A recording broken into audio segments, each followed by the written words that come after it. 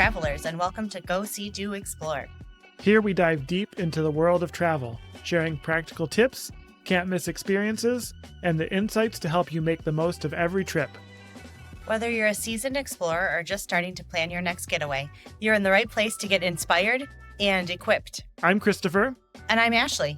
And together, we'll help you chart your next adventure, discover what to see and do, and share the stories that bring each place to life. It's time to go, see, and do more. Let's explore. Hello, everybody, and welcome to this episode of Go See Do Explore. If you are watching the video version of this, you can see we are in our home office. Yeah, we finally have our video set up. We might have a couple of tweaks, but yeah, I think this should work well. I wanted to talk a little bit about a change to our approach as far as what episodes we're doing when. We're going to try to do more of a few episodes in a row on the same topic, the same destination, covered from different angles.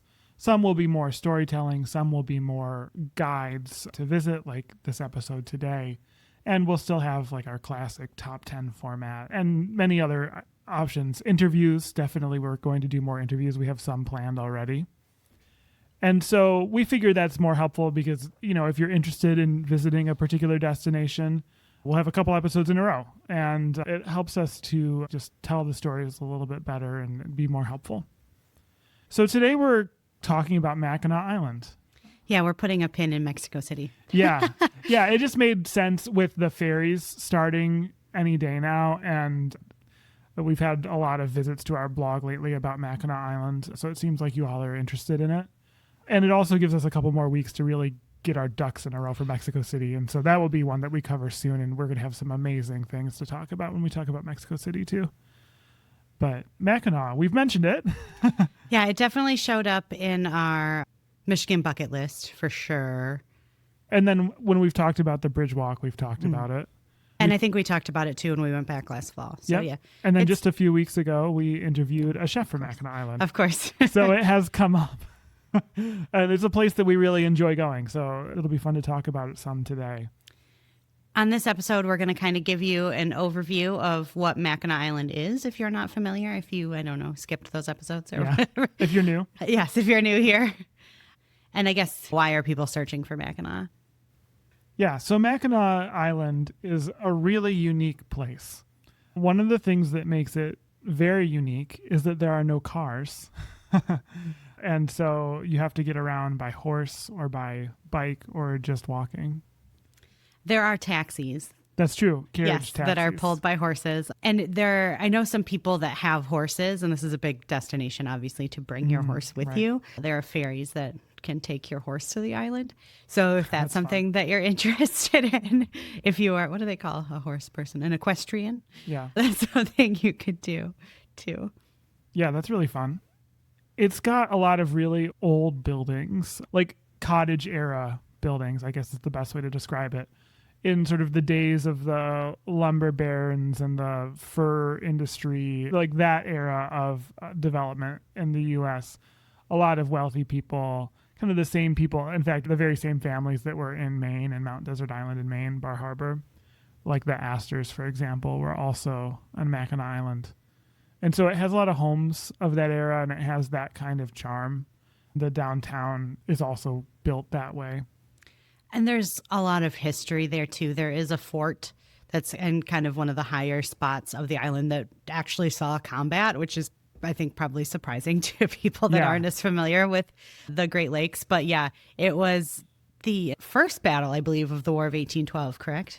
I don't think the 1812 one was a battle. What happened was I want to come back to that. Even before that, I believe that this is a weird thing that happened after the American Revolution, where essentially the Americans didn't take over a lot of the British forts for like kind of a while. It wasn't due to any like war-related reason. It was just a matter of practicality, right? Like if you're going to take over a fort, you got to get the people up there. And so the British occupied American forts after the Treaty of Paris for some time.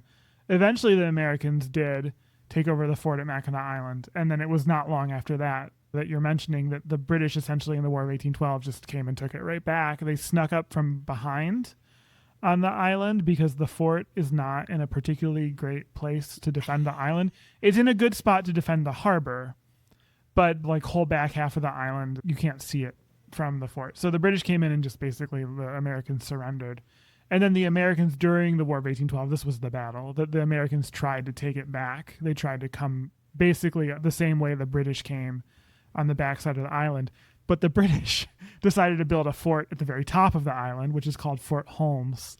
And I feel like that's one of those kind of hidden gems It that absolutely is, yeah. the average visitor to Mackinac Island doesn't visit. It's not super easy to get to. There's a really tall hill. And so unless you're like a really good biker, it's probably not something that was on your list. Yeah. But it's pretty cool to check out, and it's free. Oh, and those things about those Mackinac Island bikes, if you rent them, most of them are single speeds. So it's great for around the island, but when you try to climb up any hill, all of a sudden you got nothing. Yeah.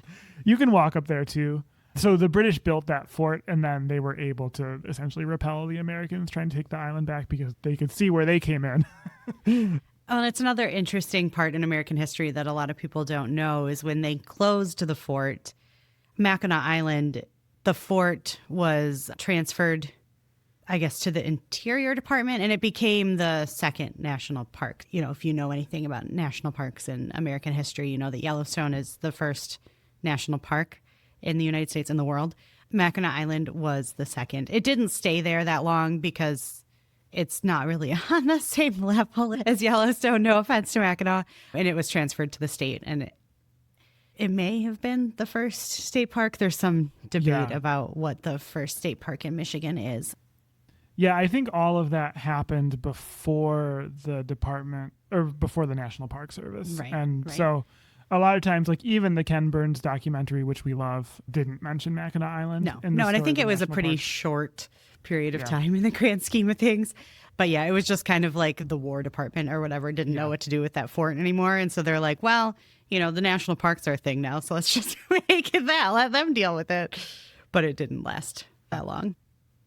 Another thing that Mackinac Island is really known for is fudge. Even if you've never really heard of Mackinac Island, you may have heard of Mackinac Island fudge. If you've ever been to a Kilwins.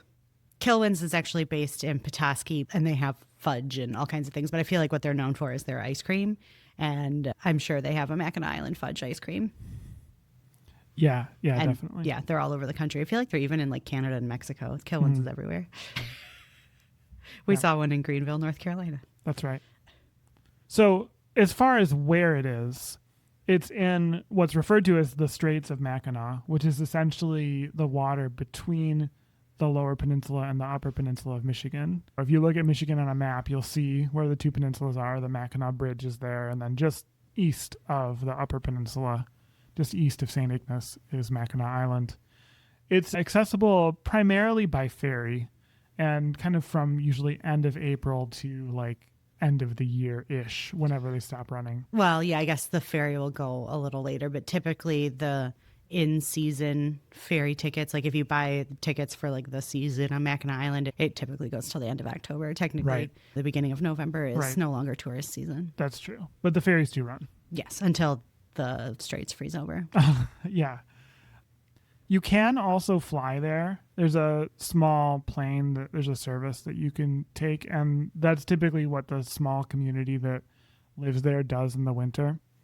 Sometimes they also will take snowmobiles over the ice, but the ice has to be frozen thick enough for that to be the case, which is often not the case. Lately, yeah.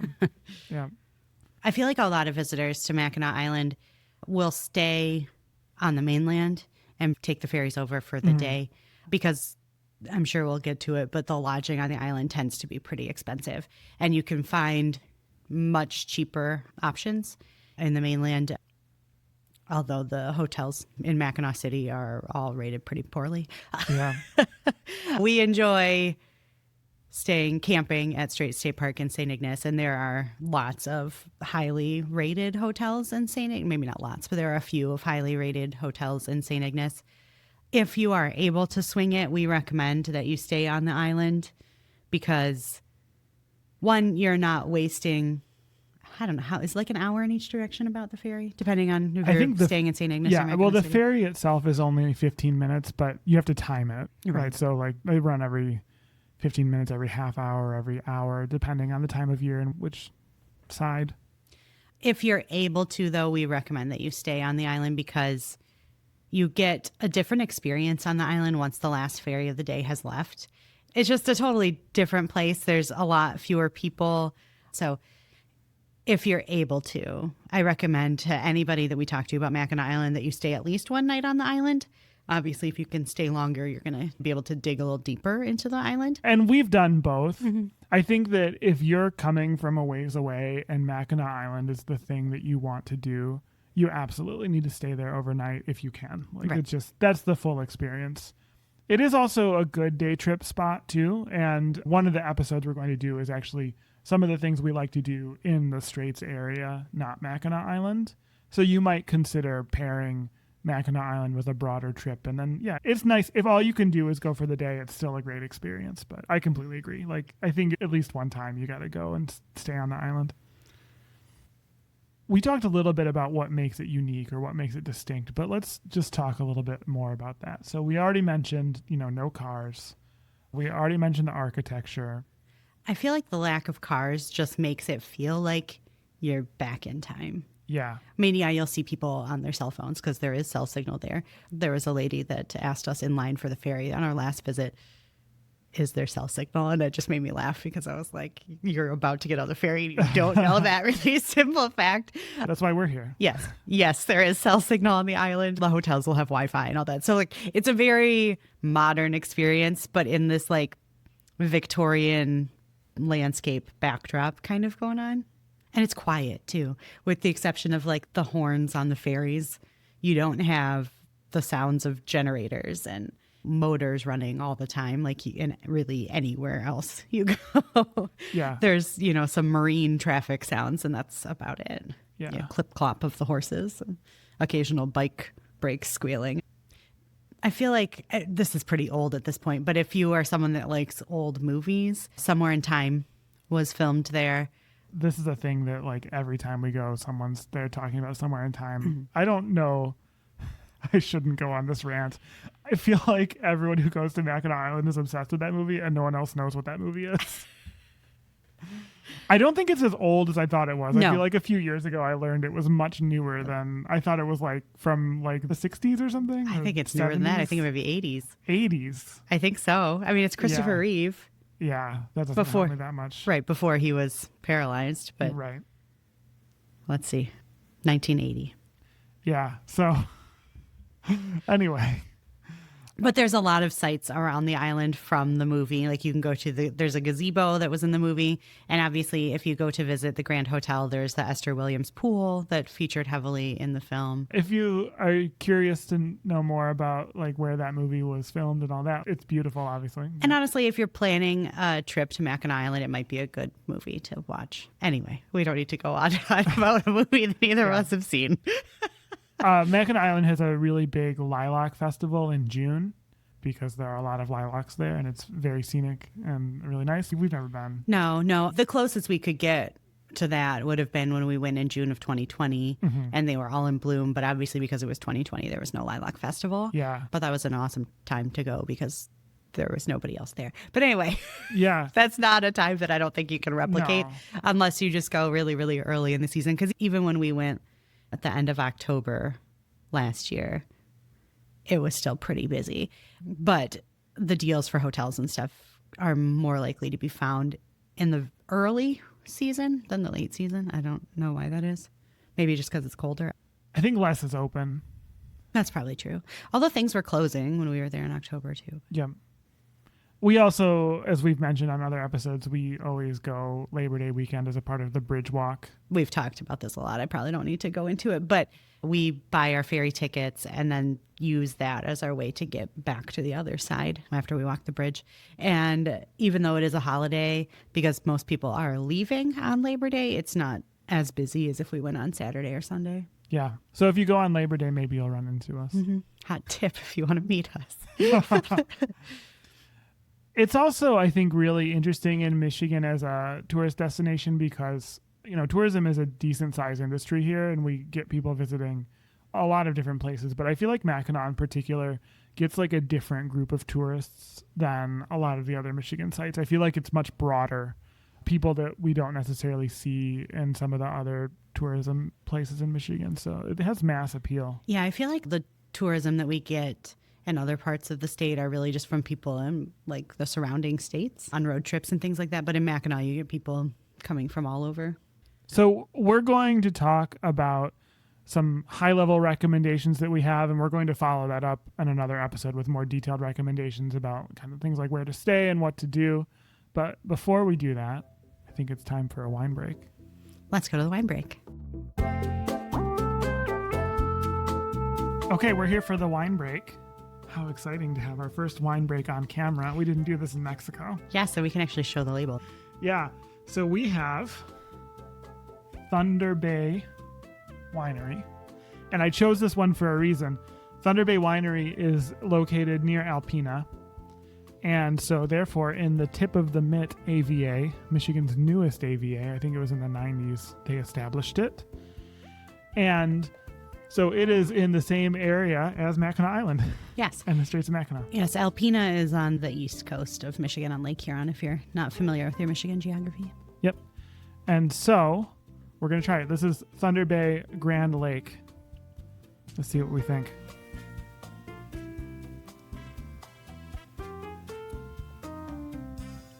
What do you think? It's very fruity. I feel like I see that all the time. I think there's some oak. Is there oak? I wasn't expecting oak. It is barrel aged. Grand Lake is a rich, extended barrel aged wine displaying notes of cherries and plums. This wine pairs well with many grilled items such as burgers, grilled chicken, and steak. Doesn't say that pairs well with the podcast. Most wines pair well with the podcast, I'd say. So this is one to check out. They have a tasting room in Petoskey too, which is where we went. Anyway, I think that's a good wine break.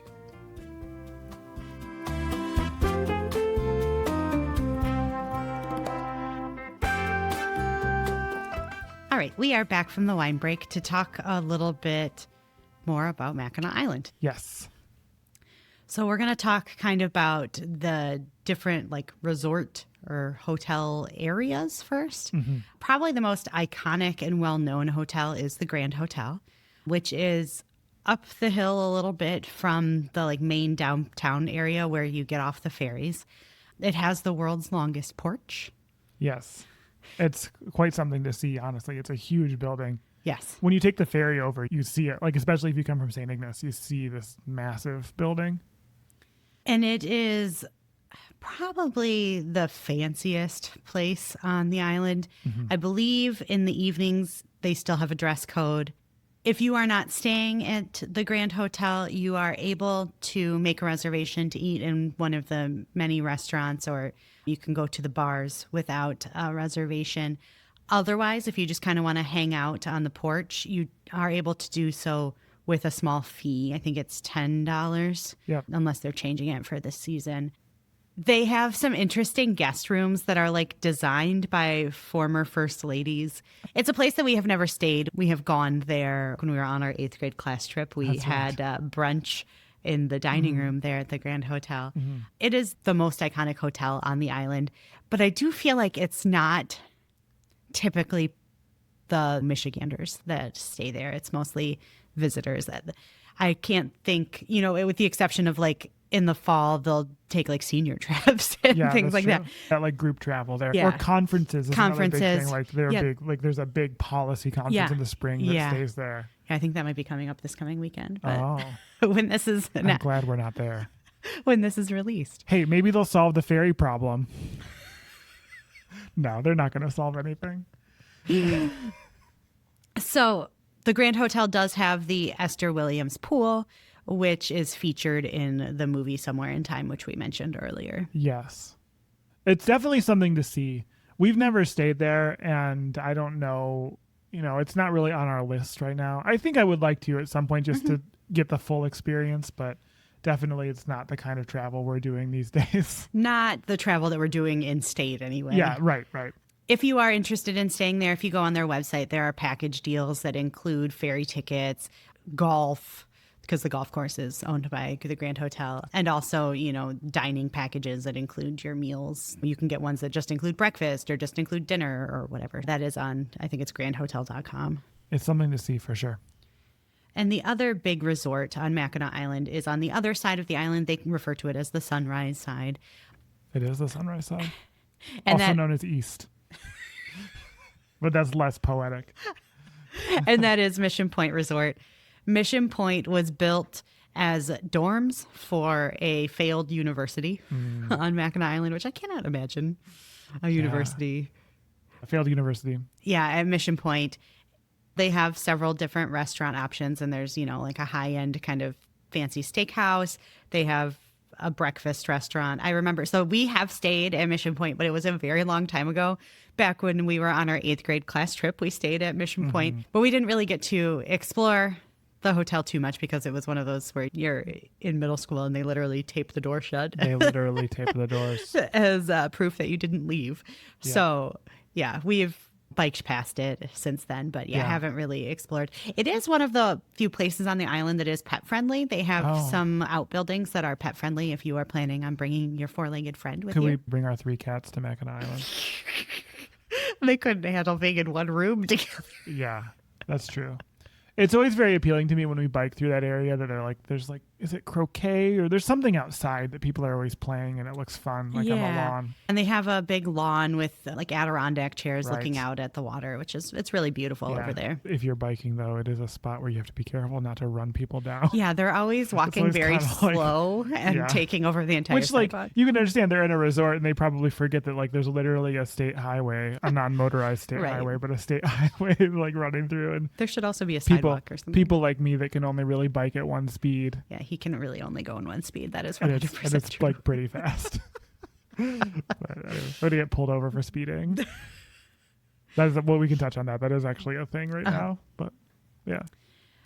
Then, of course, there's the downtown area that has the most of the hotels. We'll talk about our favorites in another episode.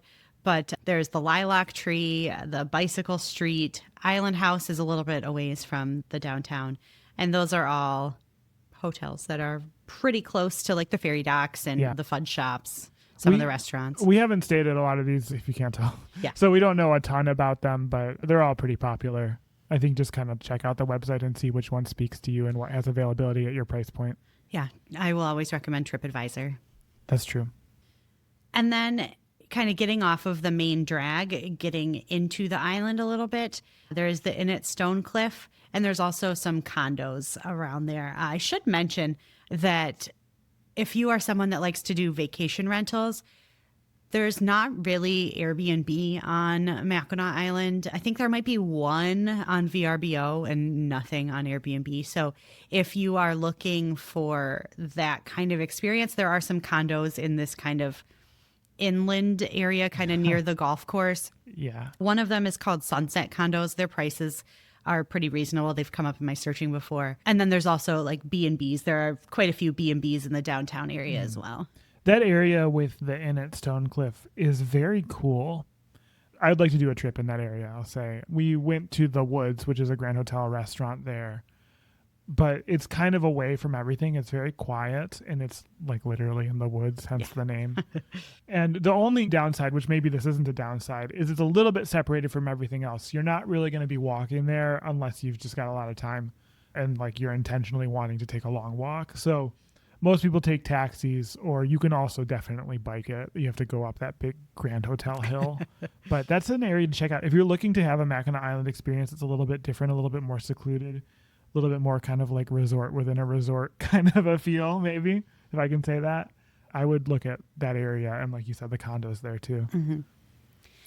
Really, anytime you are in a new location, I always recommend some kind of guided tour. And the best way to do this on Mackinac Island would be to take the Mackinac Island carriage tour. They pick you up pretty close to the ferry docks right on Main Street. And the guides are always very knowledgeable with lots of history, some fun jokes. It's a great way to see the island and learn its history, learn its stories. This kind of pushes all of the Mackinac Island buttons because you get to have the experience with the carriage and the horses. You get to get taken around to all of the main sites. And it's easy to branch off to other things to do from that carriage tour too. So about halfway through your carriage tour, Chris mentioned that at the beginning of the carriage tour, you have to go up a big hill where the Grand Hotel is. And so it's a lot of work for the horses. So your carriage starts out smaller with more horses and then 2 horses. with 2 horses. Yeah. But And- like 8 or 10 people only in the carriage. And then halfway through, you switch into a bigger carriage with being pulled by fewer horses. 3 horses. Okay, being pulled by 3 horses. I don't know why this math is hard for me. It's like Carriage math. But it's like a lot more people. Like, so you add 1 horse, but you add like 20 people. Right. So they combine up once you get out. And like those big carriages too, I think they're also not allowed to bring them downtown That makes sense. because they're like gigantic. But so also at that spot, there is the butterfly house on Mackinac Island. So it's one of those things that you can kind of pair those 2 experiences together if you are interested in the butterfly house. Me personally, I have a really bad habit where I swat things that come close to my face. So I don't go into butterfly houses because I don't want to kill butterflies. Yeah, it's not good. No. But most people don't have that problem. One of the most classic things to do on Mackinac Island is Fort Mackinac. Fort Mackinac is an old fort that has been occupied by the French, by the British. I believe the French built it. Of course, Americans too, and then it was decommissioned as a fort. We mentioned Fort Mackinac earlier. You can definitely tour Fort Mackinac. It's pretty inexpensive to get in, and you get to see the old buildings, and there's like historical presentations. There's some reenactments. One of the best views on the island. Like you have an amazing view of the harbor from there. And there's even like a little restaurant there. We've never eaten there. Yeah, the tea room. So I don't That's know. on my list of places I want to. Yeah. We can't vouch dine. for it yet, but we'll let you know when we go if it's any good or not. But regardless, like the view is great. Oh, yeah. It's probably one of the best views for dining on the island for sure. Certainly. Yeah. And then, of course, one of the other big draws or big things that tourists do on the island is to rent bikes. And there is an 8.2 mile loop that you can do around the island that goes into the state park. It is a state highway. Yeah. As mentioned, because I'm 185. I think it's 185. that sounds right. I don't feel like looking it up. So our only non-motorized state highway. Wonder how many non-motorized state highways there are in the U.S. I don't think there are a lot. In fact, I want to say that's the only one, but I could be wrong about that. I was thinking that one in Texas that goes to the cemetery, but it's motorized. It's just gated. Right. So you can drive a car there. There's just like a gate or whatever. But yeah, it's anyway, bike path, a hiking and biking path, but it's a state highway, which means, sorry to interrupt, but it means that, to get to what I was getting to earlier, the state actually sets the speed limit, because in Michigan, like I'm sure many other states, if it's a state highway, the state is in charge of like what the speed limit is and things like that, right? Rather than the local government. And so they've set a speed limit. I think is it 15 miles an hour or 14, something like that, because people have been bringing e-bikes, which is against the law because there are no motorized vehicles for like regular folks allowed on Mackinac Island. And so people have been zipping through with their class 2 e-bikes at like 25 miles an hour or whatever. And like, you know, it's not a good situation. So when I mentioned that you could get a speeding ticket, like I wasn't joking. Yes. It's a real thing. Yes. Is there anything else we need to talk about things to do on Mackinac Island? There's a lot more, and we're going to have another episode, of course, on this. But I think those are the main ones. Yeah. And then when it comes to dining on Mackinac, there are a lot of options. A lot of them are pretty, I don't want to say stereotypical American food, but it's not super adventurous cuisine, I guess. No. One year for my birthday, we went to the Woods restaurant, which we mentioned earlier, that's kind of, you know, inland a bit in the woods, as the name implies. Yeah. And I feel like it was like German food. That's Oh, I really don't remember. I was just thinking earlier, like, I don't remember what we ate. It was pretty fancy. Like, not like fancy, Yeah, there was no But, dress like, code. but like the style of the presentation of the food wasn't like chef's table level, but it was like one step below that, I would say. Small entrees, in other words. On Main Street, there are kind of 2 taverns in a row across the street from the water. The Yankee Rebel Tavern is a good one. And we also enjoy the Chuck Wagon. You know, this is an island where there are no cars, so it might not be surprising to find out that things are a little expensive on Mackinac Island. They are. Everything has to come by boat or plane. Right. So the Chuck Wagon is kind of the one good deal that you can find on Mackinac. It's just a diner. It's nothing fancy. Very, very small. But we've had some good food there. I also want to mention, you know, if you kind of want to do the Rick Steves picnic, Dowd's is the oldest family-operated grocery store in the U.S. Yes. It is right on the corner of Main Street across from the Chippewa Hotel. It's a place that you can kind of get staples. If you've got a kitchen in your hotel or your condo, wherever you're staying, you can get food there. It's going to be more expensive than getting it on the mainland, but you don't have to carry it by ferry.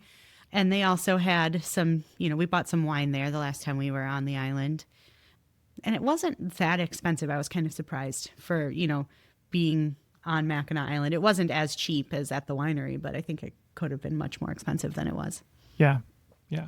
But you could easily go to Dowd's and kind of make a picnic and go eat it on is it Marquette Park? It is Marquette Park, right? Yes. Which is right under the fort. Mm-hmm. Yep. There's a statue of Marquette there. Yes. Very often with birds on it. Yes. Yeah. One other place I'll recommend is to check out Lucky Bean Cafe.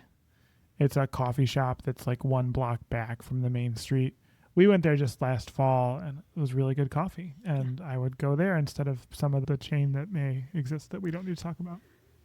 Yeah. So there is one other thing just to note about Mackinac Island is that we didn't say there was McDonald's. You know what I mean? Yeah. Like it's all family owned and operated, or at least that's what it looks like on the outside.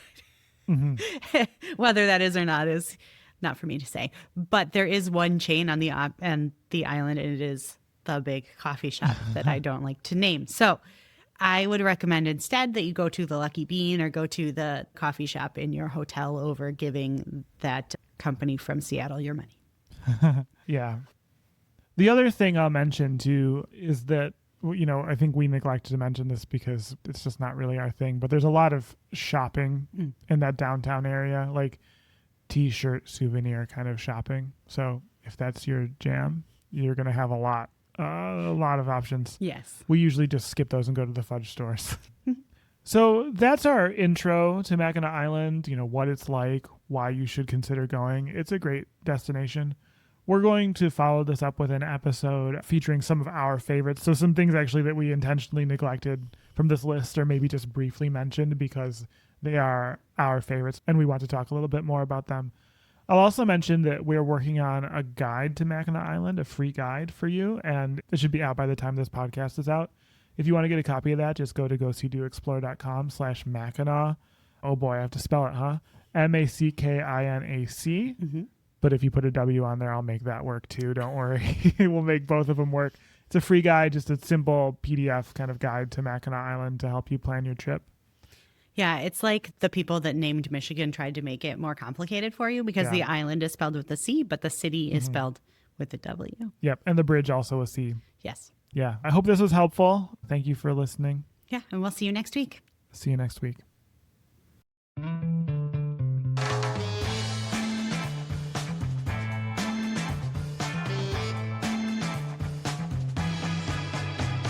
That's all for today's episode of Go See Do Explore. Thanks for joining us in sharing the wonder of travel. If you want more from each episode, head to GoSeeDoExplore.com, where you'll find blog posts, resources, and extras from our travels. You can also reach us anytime at podcast@GoSeeDoExplore.com. We love hearing from you. And if you'd like to support the show, check out GoSeeDoExplore.com/support. We've got subscriber levels that unlock benefits like our full trip itineraries and notes, a private Discord for travel chat, and even postcards and souvenirs from our adventures. Don't forget to rate and review the podcast. It helps more travelers like you find us. Until next time, I'm Christopher. And I'm Ashley. Keep exploring, keep discovering, and we'll see you out there.